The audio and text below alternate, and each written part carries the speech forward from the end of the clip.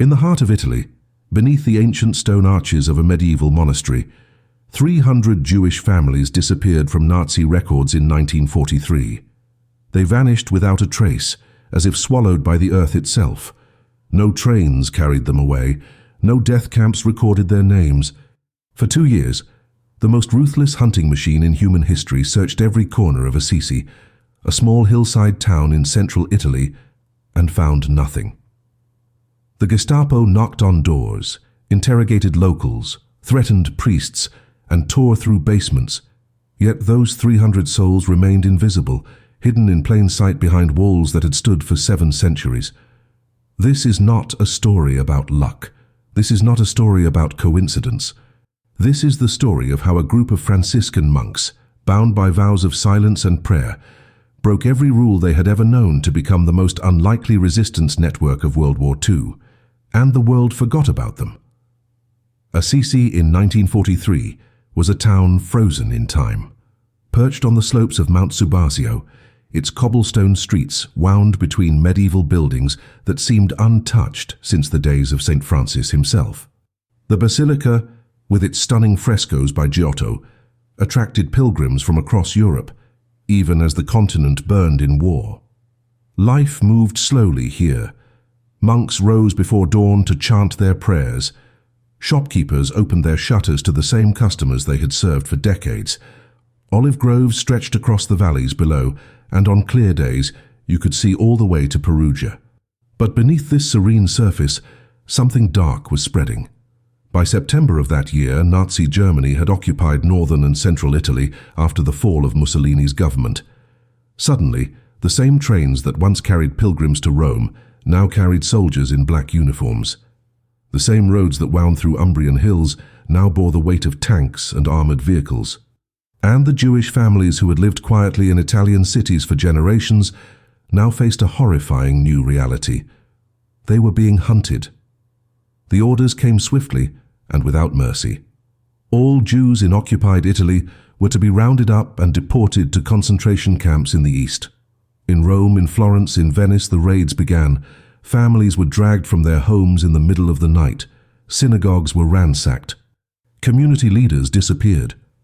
The Italian people, many of whom had protected their Jewish neighbors under fascist rule, now faced an enemy far more brutal and efficient than Mussolini had ever been. The Gestapo did not ask questions. They did not negotiate. They simply took. And in Assisi, where a small but established Jewish community had lived peacefully for years, the fear was suffocating. Parents looked at their children and wondered if tomorrow would be their last day together.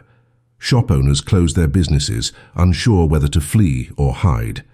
And in the shadows of the great basilica, the monks watched and they prayed. And they made a decision that would defy everything the world thought it knew about men of God. The Franciscan order was founded on principles of poverty, humility, and obedience. These were men who had renounced the world, who lived behind cloistered walls, who dedicated their lives to silence and contemplation. They were not warriors. They were not spies. They were not revolutionaries. And yet, when the first terrified Jewish family knocked on the heavy wooden door of the monastery of San Damiano, in late September 1943, the monks did not turn them away. They did not report them to the authorities. They did not even hesitate. They opened the door, ushered the family inside, and in that moment began constructing one of the most audacious and secretive rescue operations in the history of the Holocaust. But here is what makes this story almost unbelievable. The monks did not stop at one family, or 10 or 50. Over the next 2 years, they transformed their sacred spaces into a hidden city within a city. Convents became safe houses. Chapel basements became sleeping quarters. Ancient crypts became dining halls, and the monks who had spent their entire lives avoiding contact with the outside world now became forgers, smuggling coordinators, and masters of deception. They printed false identity papers in the monastery's scriptorium. They disguised Jewish families as Catholic pilgrims. They trained refugees to memorize Christian prayers and rituals so convincingly that even the Gestapo could not tell the difference. And all of this happened within walking distance of Nazi headquarters in Assisi, under the eyes of soldiers who patrolled the streets daily. The question that haunted the Gestapo then, and that haunts historians now, is simple. How did they do it? How did a group of monks, with no military training, no intelligence network, and no weapons, manage to hide 300 people in a town crawling with Nazi soldiers for 2 entire years, without a single betrayal, a single raid, a single death? The answer lies not in the stone walls of the monastery, but in the hearts of the men who lived within them. And it begins with one monk in particular, a man whose name you have probably never heard, but whose courage rewrote the rules of resistance. His name was Rufino Niccacci, and in 1943 he was 28 years old, which made him one of the youngest monks ever entrusted with a position of authority in the Franciscan order. He had a round, gentle face, dark hair that he kept neatly trimmed beneath his brown hood, and eyes that seemed perpetually kind, the sort of eyes that made strangers feel safe. Before the war, his most difficult decision each day was which psalm to recite during evening vespers. He had never left Italy, he had never held a weapon, he had never even raised his voice in anger. But when the Bishop of Assisi, Giuseppe Placido Niccolini, summoned him to a private meeting in the bishop's residence on the morning of September 26, 1943, Rufino knew immediately that his life was about to change. The bishop did not waste time with pleasantries. He explained the situation in blunt, careful terms. Jewish families were fleeing from cities across Italy, desperate for sanctuary, and Assisi had been chosen as a refuge because of its religious significance and its distance from major Nazi strongholds. The plan was dangerous, perhaps suicidal, but it was also necessary. The bishop needed someone to coordinate the hiding operation, someone the refugees could trust, someone who could move between the monastery and the outside world without attracting suspicion.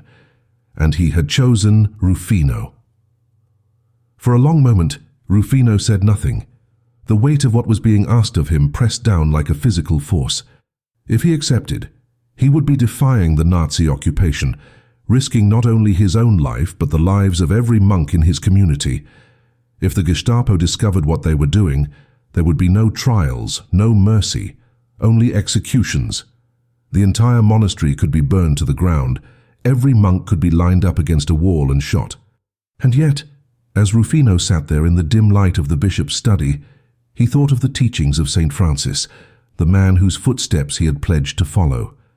Francis had preached that every human life was sacred, that the poor and persecuted were Christ himself in disguise, that true faith was not measured in prayers, but in actions. And so Rufino gave the only answer his conscience would allow. He accepted. The first family arrived 3 days later. They were a couple in their 50s with 2 teenage daughters, all of them gaunt and exhausted from days of walking through the countryside. They had fled Rome after hearing rumors of mass arrests, traveling only at night, sleeping in barns and abandoned farmhouses, terrified that every footstep behind them was a Gestapo officer. When they reached the gates of San Damiano, they were almost too weak to knock. Rufino brought them inside, fed them bread and soup, and gave them the first piece of advice that would become the foundation of the entire operation. From this moment forward, you are not Jewish. You are Catholic pilgrims who have come to Assisi to pray at the Basilica of St. Francis. You will learn the prayers, you will attend Mass, and you will never, under any circumstances, reveal your true identity to anyone outside these walls. Within a week, 10 more families arrived, then 20, then 50. Word had spread through underground networks in Rome, Florence, and Perugia that Assisi was safe, that the monks were taking people in, that there was hope. And Rufino, who had never organized anything more complicated than a choir rehearsal, suddenly found himself running a clandestine refugee operation. He recruited other monks to help. Father Michel, who had a talent for forgery and began producing false identity papers in the monastery's printing room, and Father Federico, who memorized the schedules of Nazi patrols so the refugees could move between safe houses undetected. They turned the monastery's wine cellar into a dormitory. They converted storage rooms into classrooms where Jewish children learned Catholic catechism. They even hollowed out a section of the crypt beneath the chapel, creating a hidden chamber where families could hide during surprise inspections. But the most brilliant part of Rufino's plan was also the most audacious. he decided to hide the refugees in plain sight. Instead of keeping them locked away in basements, he dressed them as monks, nuns, and pilgrims, and allowed them to walk freely through the streets of Assisi. Jewish men wore Franciscan robes and joined the monks in their daily processions. Jewish women donned the habits of the Poor Clares, the sister order founded by Saint Clare, and moved between convents as if they had lived there for years. Children were enrolled in the monastery school alongside Italian Catholic students, and every single one of them was trained to play their role so perfectly that even under interrogation they could recite the Lord's Prayer, the Hail Mary, and the Apostles' Creed without hesitation. The Nazis were looking for frightened, hidden Jews. Rufino gave them confident, visible Catholics. And it worked. By November of 1943, Assisi had become a city within a city, a secret network of safe houses hidden beneath the veneer of religious devotion. The operation had grown far beyond what Rufino or Bishop Niccolini had ever imagined. 300 Jewish refugees were now scattered across 26 different locations throughout the town. Convents, monasteries, private homes, even the hospital of San Rufino, which the nuns had converted into a sanctuary disguised as a medical facility. Every morning Rufino walked the narrow streets of Assisi with a rosary in his hand, and a list of names hidden in the lining of his robe, checking on families, delivering forged documents, and coordinating movements between safe houses. To any observer, he was simply a young monk going about his daily prayers. In reality, he was the central hub of an underground railroad operating in the shadow of the Third Reich. The forgery operation became the lifeblood of the rescue network. Father Michel had transformed the monastery's scriptorium, a room where monks had once copied religious manuscripts by candlelight, into a factory for false documents. He studied genuine Italian identity cards with the precision of a jeweler examining diamonds, memorizing every detail, the weight of the paper, the shade of the ink, the exact placement of official stamps. He recruited a local printer who was sympathetic to the cause and who provided blank document templates in exchange for nothing more than the knowledge that he was saving lives. Jewish families were given new names, new birthplaces, new histories. A man named Abraham Levy from Rome became Antonio Lombardi from Naples. A woman named Miriam Rosenthal became Maria Rossini from Sicily. Entire family trees were rewritten, and the documents were so convincing that when Gestapo officers stopped refugees on the street and demanded to see their papers, they found nothing suspicious. But forged documents alone were not enough. The refugees had to become their new identities, and that required a transformation that went far deeper than a piece of paper. Rufino established what he called conversion classes, held in the hidden chambers beneath the monastery. Jewish men and women who had never set foot in a Catholic church now spent hours each day memorizing prayers, learning the rituals of the Mass, and studying the lives of saints. They practiced making the sign of the cross until the gesture became second nature. They learned when to kneel, when to stand, and when to bow their heads during the liturgy. Children were taught to answer questions about their confirmation, their first communion, and their patron saints. The training was exhaustive, almost brutal in its attention to detail, because Rufino knew that a single mistake, one forgotten prayer, or one hesitant gesture could mean death not just for the refugee who made the error, but for everyone connected to the network. The Gestapo presence in Assisi intensified as autumn turned to winter. German soldiers established a command post in the Piazza del Comune, the main square at the heart of the town. Patrols increased. Checkpoints appeared on every major road. The Nazis began conducting random house searches, bursting into homes without warning, interrogating residents, and demanding proof of identity. The tension was suffocating. Every knock on a door could be the end. Every footstep in the corridor could be a soldier coming to arrest you. And yet, miraculously, the network held. When German officers searched the convent of San Quirico, they found 23 nuns praying in the chapel. They did not realize that 12 of those nuns were Jewish women who had memorized their prayers just days earlier. When soldiers inspected the monastery of San Damiano, they walked past refugees dressed in Franciscan robes, refugees who stood in formation and chanted Latin hymns with the confidence of men who had spent their entire lives in religious service. The close calls became routine, almost mundane in their frequency. On one occasion, a Gestapo officer stopped a young Jewish man named Giorgio on the street and demanded to see his papers. Giorgio handed over his forged identity card, his hands trembling despite weeks of preparation. The officer studied the document for what felt like an eternity, then looked up at Giorgio and asked him to recite the Apostles' Creed. Giorgio, who had practiced the prayer 100 times, began speaking, his voice steady and clear. He recited every word perfectly, never hesitating, never stumbling. The officer stared at him for another long moment, then handed back the papers and walked away. Giorgio returned to the monastery that evening and wept in Rufino's arms, not from fear, but from the realization that he had just survived an encounter that should have killed him. And Rufino, holding this young man who was still a stranger to him just weeks ago, understood that they were no longer simply hiding refugees. They were waging a quiet, invisible war against evil itself. The greatest challenge was not the Gestapo patrols or the forged documents or even the constant fear of discovery. It was something far more basic, far more human, feeding 300 people in a town where food was already scarce. By December of 1943, the war had stripped central Italy bare. The Nazi occupation had requisitioned most of the region's grain, livestock and produce for the German war machine. Italian civilians were surviving on ration cards that provided barely enough calories to sustain life. Bread was a luxury. Meat was a distant memory. And here in Assisi, hidden behind monastery walls and convent doors, were 300 additional mouths to feed, people who could not stand in line at the rationing office, who could not register with the authorities, who technically did not exist. If the refugees starved, the entire operation would collapse. If they became too weak to maintain their disguises, they would be discovered. Rufino knew that saving lives meant more than providing shelter. It meant providing sustenance. And so he became, in addition to everything else, a smuggler. The supply network that Rufino constructed was as intricate as the hiding operation itself.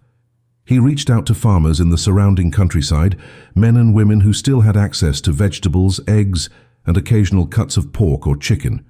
Some of these farmers were devout Catholics, who helped because they believed it was their Christian duty. Others were simply anti-fascist Italians who despised the German occupation and saw the rescue operation as a form of resistance. Rufino never asked them to risk more than they could afford. He simply explained the situation in quiet, careful terms and let them decide. Many decided to help. Carts loaded with potatoes, onions, and sacks of flour began arriving at the monastery under the cover of darkness. Farmers' wives brought wheels of cheese wrapped in cloth, hidden beneath bundles of hay. A local miller diverted a portion of his grain supply to the monks, recording it in his ledgers as donations for religious ceremonies. And Rufino, moving through the network like a conductor orchestrating a silent symphony, ensured that every safe house received its share. But food was only part of the problem. The psychological toll of hiding was immense, especially for the children. Imagine being 10 years old and being told that you can no longer use your real name, that you must forget your parents' stories about your grandparents, that you must pretend to be someone else every single moment of every single day. Imagine knowing that if you slip up, if you accidentally speak a word of Yiddish or mention a Jewish holiday, your entire family could be killed. The pressure was unbearable, and yet these children bore it with a maturity that defied their age. Rufino spent hours with them, teaching them games to help memorize Catholic prayers, turning their education into something that felt less like survival training and more like play. He told them stories of St. Francis and the animals he befriended, stories of courage and kindness that gave them something to hold on to in the darkness. And slowly, impossibly, the children adapted. They learned to smile at German soldiers on the street. They learned to sing hymns in the chapel without thinking. They learned to bury their true selves so deeply that even they sometimes forgot who they really were. The women of Assisi played a role that historians would overlook for decades. The nuns of the Poor Clares, the order founded by St. Clare of Assisi, were supposed to live in strict enclosure, never leaving their convent walls, never interacting with the outside world. But when Jewish families arrived in need of sanctuary, these nuns shattered every rule they had ever known. Mother Giuseppina, the abbess of the convent of San Quirico, personally oversaw the conversion of her cloister into a refugee shelter. She taught Jewish women how to wear the habit properly, how to walk with their heads bowed in the humble posture of a nun, how to navigate the complex social codes of monastic life. She forged documents, she smuggled food, and she stood between her refugees and the Gestapo on more than one occasion, using her authority as a religious leader to deflect suspicion. When German officers came to search her convent, she met them at the door with a calm, authoritative presence that made even hardened soldiers hesitate. She reminded them that this was a house of God, that the nuns were under the protection of the Vatican, and that any intrusion would be reported to the highest levels of the Church. It was a bluff, of course. The Vatican had no real power over the Nazi war machine. But the officers believed her, or at least they decided it was not worth the trouble to challenge her, and the convent remained untouched. By the winter of 1944, the operation had reached a scale that seemed impossible to sustain. 300 refugees living in 26 locations, moving through the streets of a town occupied by one of the most efficient militaries in history, and yet not a single arrest had been made. Not a single betrayal had occurred. Not a single life had been lost. The odds were astronomical, the margin for error non-existent, and yet the network held together through a combination of meticulous planning, extraordinary courage, and something that Rufino could only describe as divine intervention. He had stopped sleeping more than a few hours each night.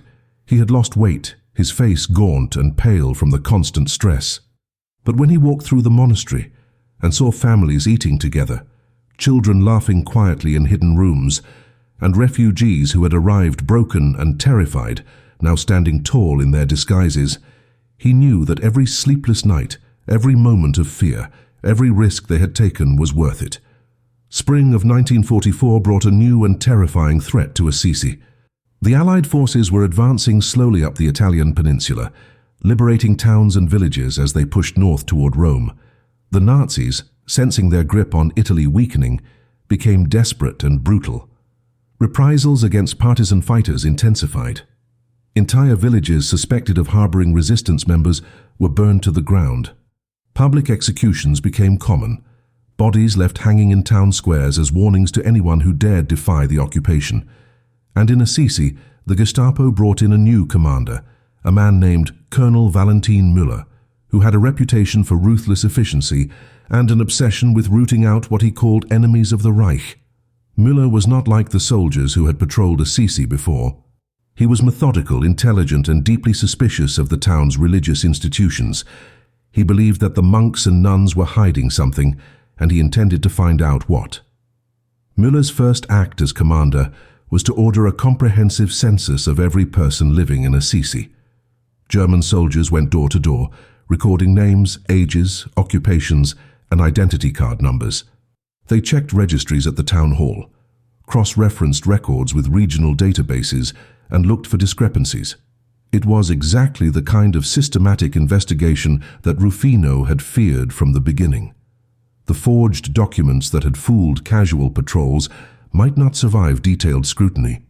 If the Nazis compared identity cards against pre-war records, they would discover that dozens of people in Assisi had appeared out of nowhere in late 1943, with no previous history, no birth certificates, no documentation from their supposed hometowns.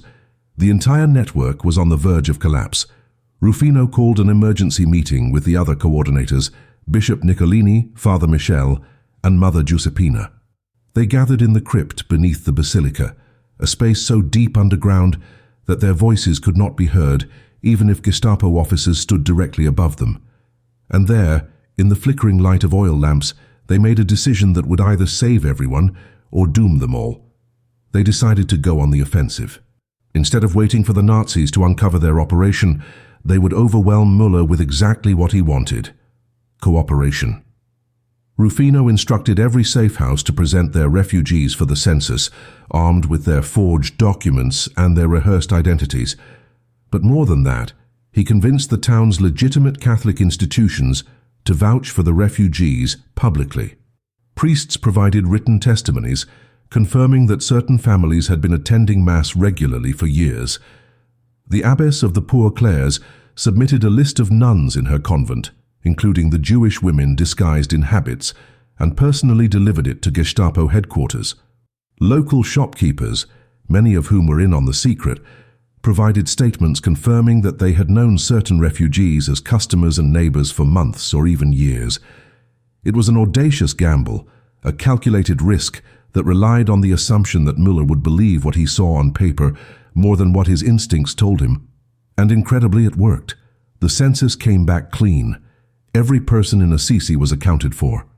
Every identity checked out. Müller found no anomalies, no red flags, no evidence of hidden Jews. He was frustrated, but he had no grounds to continue the investigation. But the close call left everyone shaken.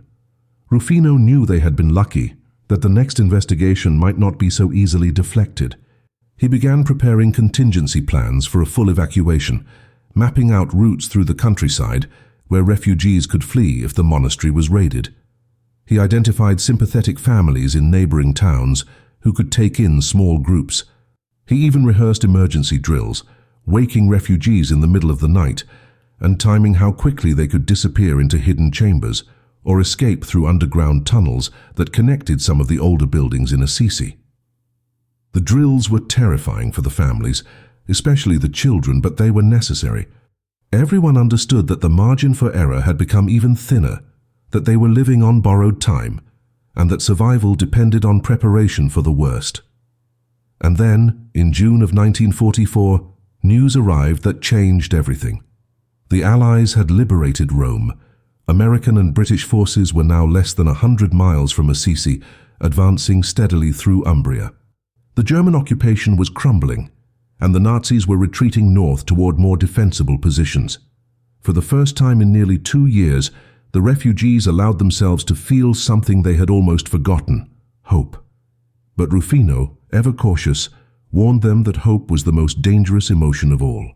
The Nazis were at their most brutal when cornered, and a retreating army was often more vicious than an advancing one. The final weeks of the occupation, he told the families, would be the most dangerous of all. They had survived this long by being invisible, by playing their roles perfectly, and by never letting their guard down. They could not afford to relax now, not when freedom was so close. And so they waited, hidden in their sanctuaries, praying that the war would pass them by before Colonel Müller decided to make one final, devastating move. Colonel Müller did not retreat quietly. As Allied forces closed in on Assisi in early June of 1944, he made a decision that sent terror through the entire town. He ordered his engineers to wire the Basilica of St. Francis, the most sacred building in Assisi, and one of the most important pilgrimage sites in all of Christianity, with explosives. His plan was clear and brutal. If the Germans were forced to abandon Assisi, they would destroy the basilica, collapsing centuries of history and art into rubble. It was a tactic the Nazis had employed across Europe, demolishing bridges, churches, and cultural landmarks to slow Allied advances and demoralize local populations. But the basilica was more than just a building. It housed priceless frescoes by Giotto, Cimabue, and Simone Martini. It contained the tomb of St. Francis himself. Its destruction would be an unthinkable loss, not just for Italy, but for the entire Catholic world. And for Rufino and the hidden refugees, it represented something even more immediate. If the basilica was destroyed, the entire town would be thrown into chaos. Nazi soldiers would flood every street, and the carefully maintained invisibility of 300 Jewish families would shatter in an instant. Bishop Niccolini learned of the plan through a contact within the Italian civilian administration, a clerk who had overheard German officers discussing the demolition. The bishop immediately convened a secret meeting with Rufino and the other resistance coordinators. They had to act, but they had no weapons, no military force, no way to physically stop the Germans from detonating the explosives. What they had was influence, persuasion, and a deep understanding of the political complexities of the Nazi command structure. Müller was a loyal officer, but he was also a practical man who understood that destroying a World Heritage Site might bring consequences even the Third Reich would find uncomfortable. The Vatican had remained officially neutral during the war, but Pope Pius XII had made it clear that the destruction of sacred sites would not be tolerated. If Müller demolished the basilica, he risked creating an international incident that could complicate Germany's already strained relationship with the Church. The bishop decided to exploit that fear. He drafted a letter, carefully worded and meticulously diplomatic, addressed directly to Colonel Müller. In it, he did not plead or beg. Instead, he reminded the colonel that Assisi had been declared an open city, a designation that theoretically protected it from military action. He pointed out that the basilica had no strategic value, that its destruction would serve no military purpose, and that history would judge harshly any commander who ordered such an act. He invoked the name of the Pope, suggesting that Rome was watching and that the consequences of such a decision could extend far beyond the immediate battlefield. And then, in a stroke of brilliance, he offered Müller something the colonel desperately needed: a legacy. The bishop suggested that if Müller withdrew from Assisi without destroying the basilica, he would be remembered not as a vandal, but as a protector of culture, a soldier who had shown restraint and honor even in the chaos of retreat. It was a carefully constructed appeal to vanity, to ambition, and to the thin thread of decency that still existed somewhere within the colonel. The bishop handed the letter to a trusted courier who delivered it to German headquarters, and then they waited. Days passed with agonizing slowness. The explosives remained in place, wired and ready to detonate. German soldiers continued their patrols, their movements increasingly erratic as news of the Allied advance spread. Refugees huddled in their hiding places, listening to the distant rumble of artillery and wondering if they would survive long enough to see liberation. Rufino moved through the safe houses, offering reassurance he did not truly feel, praying prayers he was no longer sure would be answered. And then, on the morning of June 15, 1944, something extraordinary happened. Colonel Müller ordered his engineers to remove the explosives from the basilica. No explanation was given, no announcement was made. The soldiers simply dismantled the charges, loaded them onto trucks and prepared to withdraw. The basilica was saved, and the bishop's gamble, his carefully worded appeal to a Nazi officer's sense of legacy, had worked. But the danger was not over. As the Germans prepared to retreat, they grew more volatile, more unpredictable. Soldiers looted homes, seized food supplies, and conducted random arrests in a final spasm of violence before abandoning the town. Rufino received word that Gestapo officers were planning one last sweep through Assisi's religious institutions, a final attempt to uncover any hidden resistance activity before they left. It would be the most dangerous moment of the entire operation, the moment when everything they had built could be destroyed just hours before liberation. Rufino gathered the refugees and gave them the most important instruction they had ever received. If the Gestapo came, they were not to hide. They were to continue playing their roles, to walk through the corridors in their robes and habits, to kneel in the chapels and pray, to act as if nothing in the world could be more natural than their presence in these sacred spaces. Invisibility, he told them, was not about disappearing. It was about belonging so completely that no one thought to question you. And so when the Gestapo arrived on the morning of June 16th for their final inspection, they found exactly what they expected to find: monks praying, nuns singing, and a town so steeped in faith that even the war could not shake it. The final Gestapo inspection began at dawn on June 16th, 1944. 6 officers, led by a lieutenant named Hans Schreiber, arrived at the monastery of San Damiano with orders to search every room, every corridor, every hidden corner of the building. They were looking for weapons, for contraband, for any evidence of resistance activity that could justify arrests before the German withdrawal. Schreiber was young, perhaps 25 years old, with pale blue eyes and a face that seemed too soft for the uniform he wore. But his youth made him no less dangerous. He was ambitious, eager to prove himself, and he moved through the monastery with the methodical precision of a man who believed he would find something incriminating. Rufino met him at the entrance, his expression calm and welcoming, as if greeting an old friend rather than an enemy who could end everything with a single command. He offered the officers coffee, a gesture of hospitality that was both genuine and strategic. Keep them comfortable, keep them talking, and they might overlook what was hidden right in front of them. Schreiber accepted the coffee but made it clear he was not there for pleasantries.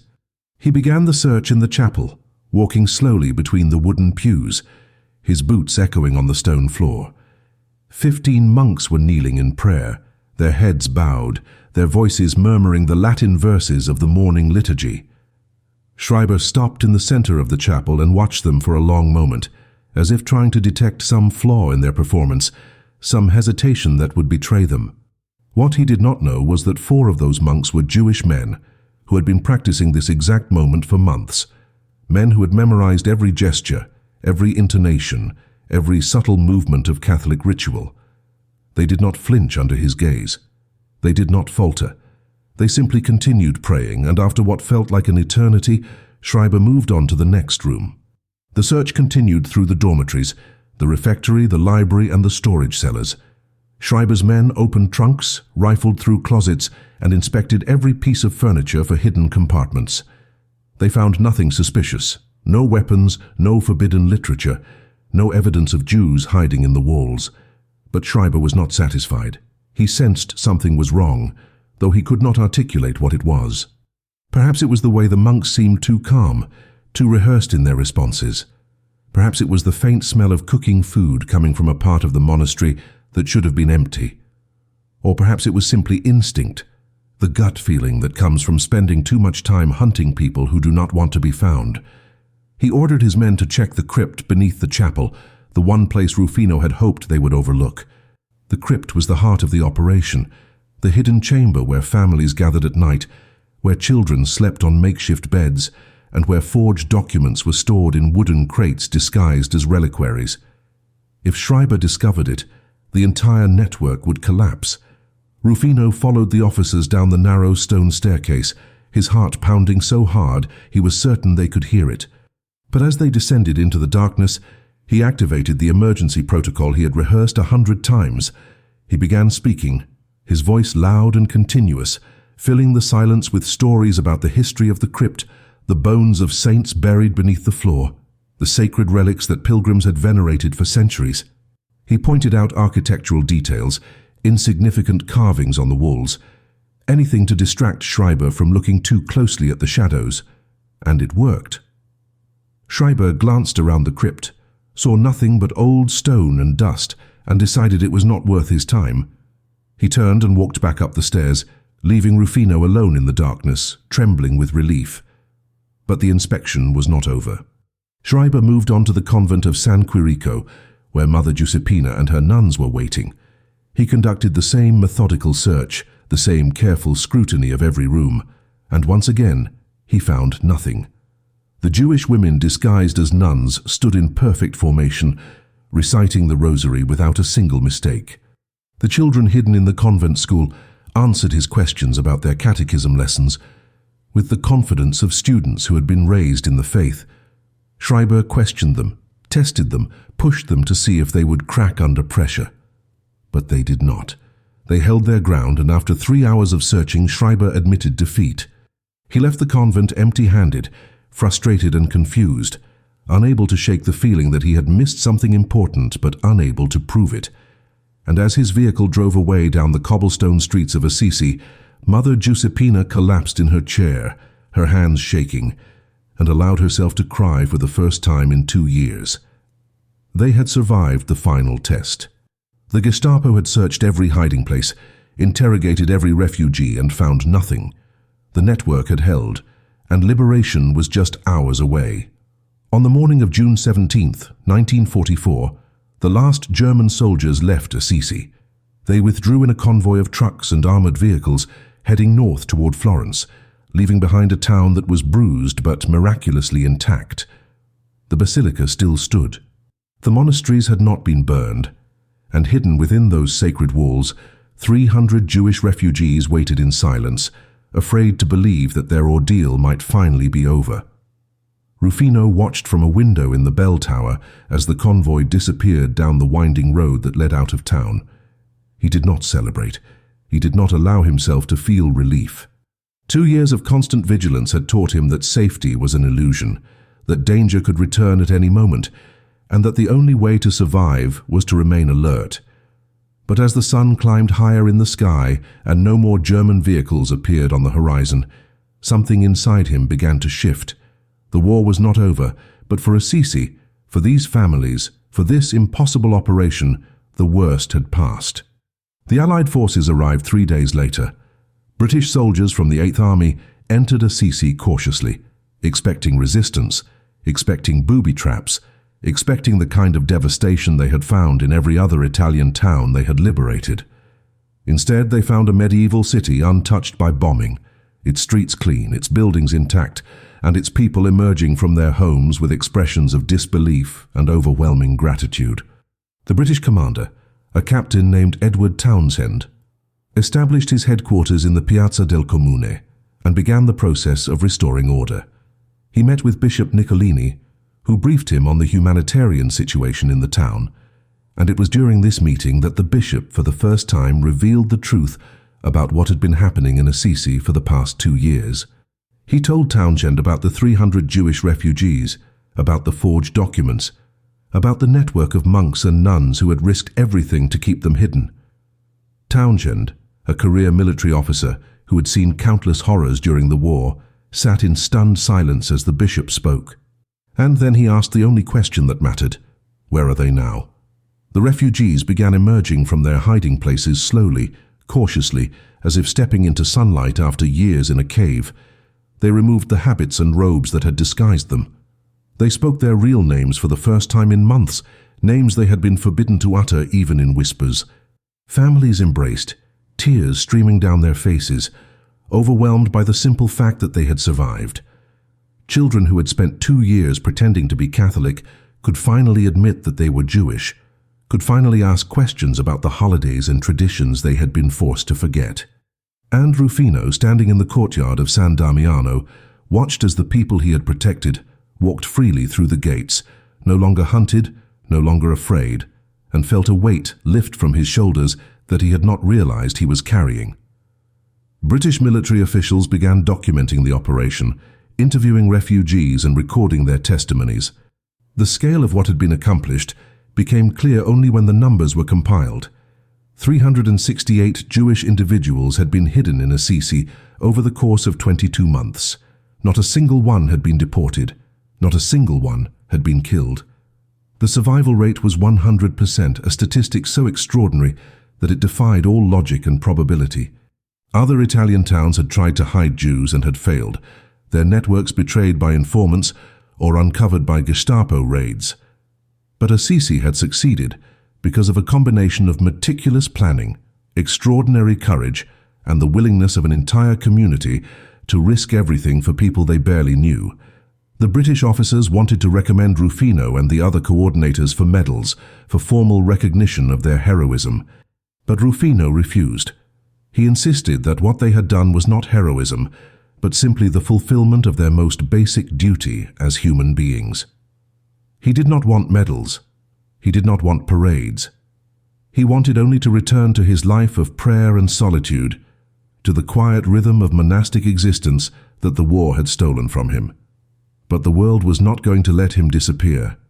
News of the Assisi network spread quickly through Allied command, and journalists began arriving in the town, eager to tell the story of the monks who had defied the Nazis. Rufino gave a single interview, brief and reluctant, in which he attributed the success of the operation not to himself but to the refugees who had shown incredible discipline and courage, and to the people of Assisi who had chosen compassion over fear. He spoke about the forgers, the farmers, the nuns, the children who had memorized prayers they did not understand, and the families who had lived every day knowing that a single mistake could mean death. And then he retreated back into the monastery, back into the shadows, leaving the world to process a story that seemed too incredible to be true. But it was true. Every word of it. And for a brief moment in the chaos of World War II, a small town in central Italy had proven that even in the darkest times, humanity could still prevail. In the months following liberation, the refugees who had been hidden in Assisi faced a new and unexpected challenge, figuring out what came next. The war in Europe continued for another year, and returning to their former homes was often impossible. Many had come from cities that were now in ruins, their houses destroyed by bombing or occupied by strangers. Family members who had not made it to Assisi were dead, murdered in concentration camps or killed during deportations. The Jewish communities that had existed in Rome, Florence, and Venice before the war had been decimated, their synagogues ransacked, their records destroyed. These 300 survivors found themselves in a kind of limbo, alive but unmoored, grateful for their survival, but haunted by the knowledge of what they had lost. Some chose to stay in Assisi temporarily, living in displaced persons camps set up by Allied authorities. Others emigrated to Palestine, to the United States, to South America, seeking new lives in places far from the memories of occupation and fear. But almost all of them made a promise before they left. They would never forget the monks who had saved them. Rufino Niccacci returned to his quiet life in the monastery, resuming the routines of prayer and contemplation that had defined his existence before the war. He rose before dawn to chant the liturgy of the hours. He tended the monastery garden, growing vegetables and herbs in the same soil where refugees had once hidden. He avoided public attention, declining interviews and refusing to speak about the operation except in the most general terms. To outsiders, he seemed unchanged, as if the previous 2 years had been nothing more than a brief interruption in an otherwise unremarkable life. But those who knew him well noticed the differences. He slept less, he prayed more. And sometimes late at night, he would walk through the empty corridors of San Damiano, pausing in the rooms where families had slept, running his hands along the walls where children had scribbled secret messages in Hebrew, touching the stones as if they still held the warmth of the people who had once found safety there. Bishop Niccolini, the architect of the rescue network, continued to serve the Diocese of Assisi for many years after the war. He never sought recognition for what he had done, and he actively discouraged efforts to honor him publicly.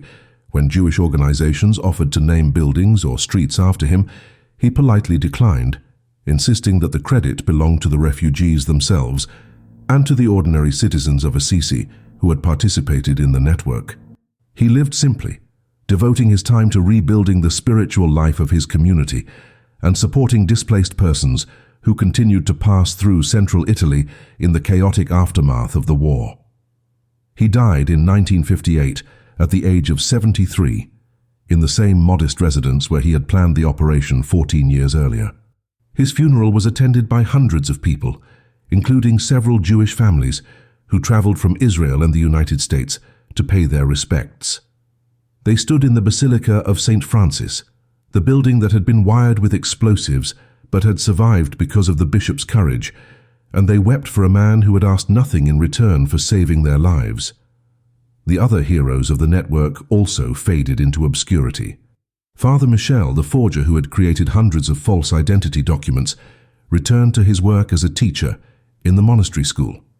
He never spoke publicly about his role in the operation, and most of his students never knew that the gentle elderly priest who taught them Latin had once been one of the most skilled document counterfeiters in wartime Italy. Mother Giuseppina, the abbess who had transformed her convent into a sanctuary, continued to lead the Poor Clares until her death in 1962. She maintained correspondence with several of the women she had hidden, receiving letters from Jerusalem, New York, and Buenos Aires, letters filled with gratitude and updates on children who had grown up and started families of their own. The farmers who had smuggled food, the clerks who had altered records, the shopkeepers who had vouched for refugees during the census, all of them returned to their ordinary lives, carrying the weight of their secret heroism in silence. And the story of Assisi, this impossible tale of 300 people hidden in plain sight, began to disappear from public consciousness. In the immediate aftermath of the war, the world was focused on the scale of the Holocaust, on the 6 million Jews who had been murdered, on the liberation of concentration camps and the Nuremberg trials. Stories of rescue, while inspiring, seemed almost insignificant compared to the enormity of the tragedy. Historians documented the major resistance movements, the partisan fighters, the diplomats like Raoul Wallenberg and Oskar Schindler, who had saved thousands. But the small operations, the quiet acts of defiance carried out by monks and nuns in forgotten Italian towns, were overshadowed by larger narratives. Assisi became a footnote, mentioned occasionally in academic papers, but largely absent from popular histories of the war. The refugees who had been saved scattered across the world, and many of them, traumatized by their experiences, chose not to speak about what had happened. The memory of those 2 years began to fade, slipping into the gap between official history and personal trauma, a story that had been lived intensely but had not yet been told. For decades, the story of Assisi remained hidden, known only to the survivors and their families. It was not until the 1970s, more than 30 years after the end of the war, that the world began to rediscover what had happened in that small hillside town. The catalyst was a Jewish historian named Alexander Ramati, who had heard fragments of the story from survivors living in Israel. Intrigued by their accounts, he traveled to Assisi and began conducting interviews with the few remaining witnesses who were still alive. Rufino Niccacci, by then an elderly man in his 60s, reluctantly agreed to speak with Ramati, and over the course of several conversations, he revealed the full scope of the operation. Ramati published his findings in a book titled The Assisi Underground, and suddenly the world had access to a story that challenged everything it thought it knew about resistance during the Holocaust. Here was proof that organized, large-scale rescue was possible, that ordinary people without weapons or military training could outwit the Gestapo, and that faith could be a form of resistance as powerful as any armed rebellion. The book sparked international interest, and in 1981, Yad Vashem, the World Holocaust Remembrance Center in Jerusalem, began the process of recognizing the heroes of Assisi. Rufino Niccacci was awarded the title of Righteous Among the Nations, an honor given to non-Jews who risked their lives to save Jews during the Holocaust. Bishop Niccolini, who had died 2 decades earlier, was recognized posthumously, as were dozens of other monks, nuns, and citizens of Assisi who had participated in the network. Trees were planted in their honor at Yad Vashem, each one bearing a plaque with a name and a brief description of their actions.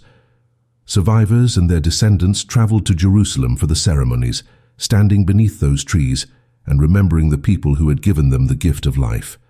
It was a moment of profound recognition, but it also highlighted how long the world had taken to acknowledge what had happened.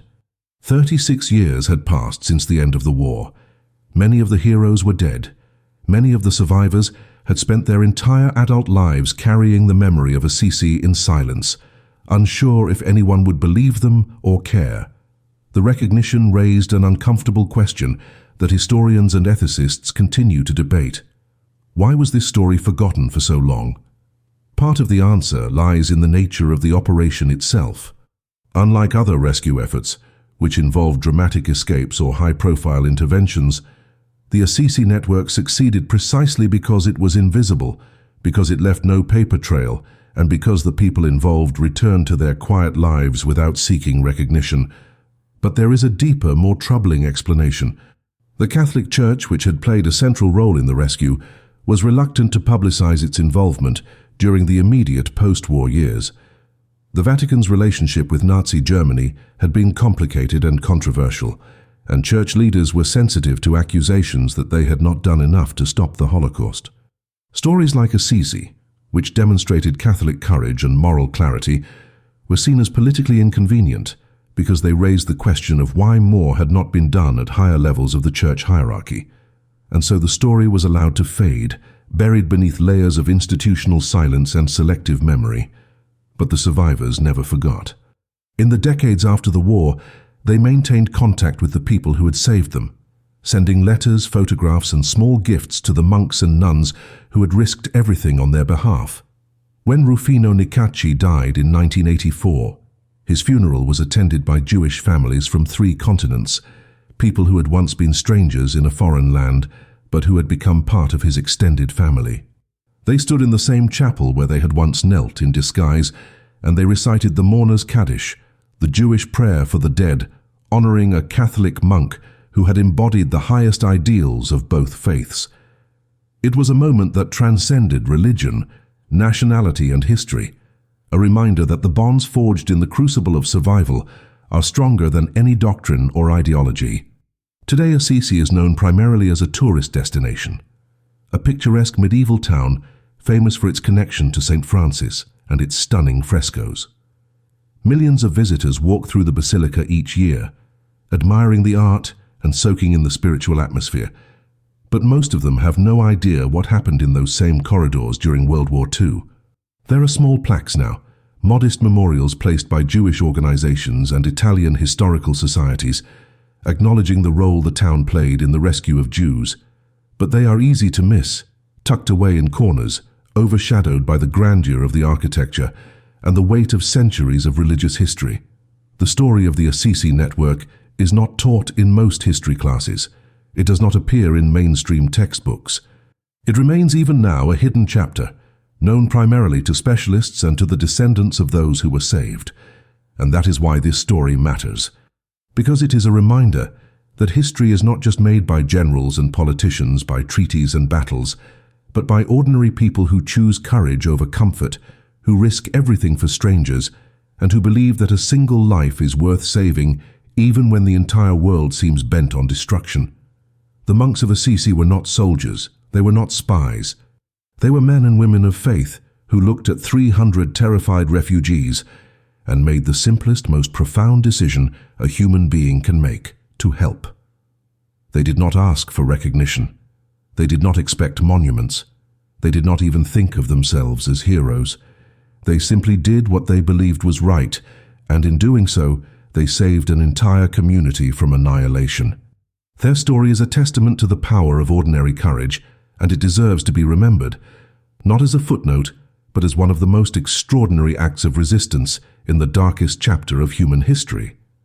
The walls of Assisi still stand, and within them the echo of that courage remains, waiting for those who know where to listen.